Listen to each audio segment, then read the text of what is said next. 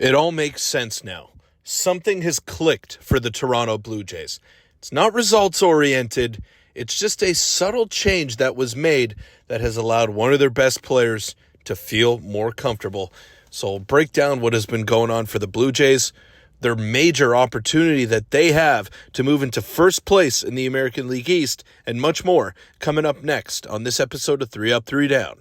Welcome in, everybody, to 3 Up, 3 Down. I'm your host, Peter Vryonis, and the Toronto Blue Jays have an opportunity to sweep the Arizona Diamondbacks today at 3 p.m. Eastern Time. I'm really looking forward to it. Should be a lot of fun, and they have been playing some great ball as of late, led by Bo Bichette, Vladimir Guerrero Jr., the usual suspects, as well as Addison Barger, who is quickly becoming a star for this Toronto Blue Jays team. Before we get into the video, though, make sure to hit that subscribe button. It would mean the world to me if you could help get me to 3,000. The support has been unreal, but we're close, and it's all of your doing, so thank you all so much for that support. Let's keep it going here.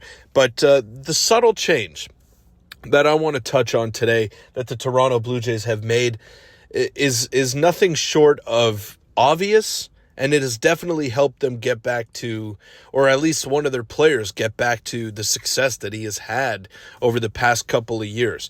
Now, that change that I'm talking about is Addison Barger moving up to the 2-hole, allowing Vladdy to hit third, where he has made a living his entire career with the Blue Jays. I mean, it's a comfort thing. Now, for those of you watching, I'm sure you're all ball players or have played baseball at some point. When you have a specific spot in the batting order, you just know every single day, I'm going to be batting third, or I'm going to be batting fourth or fifth, wherever you're batting in that order, you get comfortable in that spot. Now, the Blue Jays were hitting Vladdy second for the majority of the season, and in that time, he had an OPS just under 800, 774, which is not bad, but not what you want out of a guy that you're paying $500 million to. Now, you put him third, his career numbers while batting third, an OPS of 915, a lot more comfortable there, and it just allows the Blue Jays lineup to have a different look than it did in the first 50-some-odd games of the season. Like having Addison Barger, a lefty who hits for power, who can draw some walks in that 2 spot ahead of Vladdy with the way that he's swinging the bat, that is a massive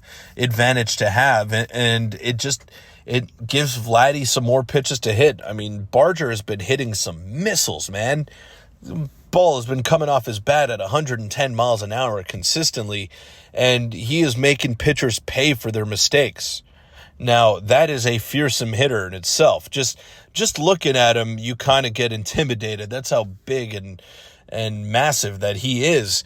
But from a baseball perspective, he's been tearing the cover off the ball, so you don't really want to pitch to him, or if you do pitch to him, he's going to make you pay for that mistake, and then maybe it takes your foot off the gas a little bit when you're game planning for Vladdy, and Vladdy has been hitting third for many years now with the Blue Jays, and I think that is where he is best suited to continue. He looks really comfortable in that spot, and that subtle change has allowed the Blue Jays offense to be unlocked, and it looks a lot different than it did a couple of weeks ago. Barger was hitting third, and that was working out fine, but I really like Vladdy where he's at right now. Bo has been starting to heat up as of late with that power stroke in the leadoff position.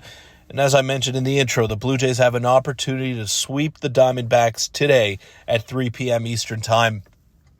Let's see if the bats can stay hot. They were silent for the majority of the game yesterday until the 6th and 7th innings, where they exploded for those multiple runs.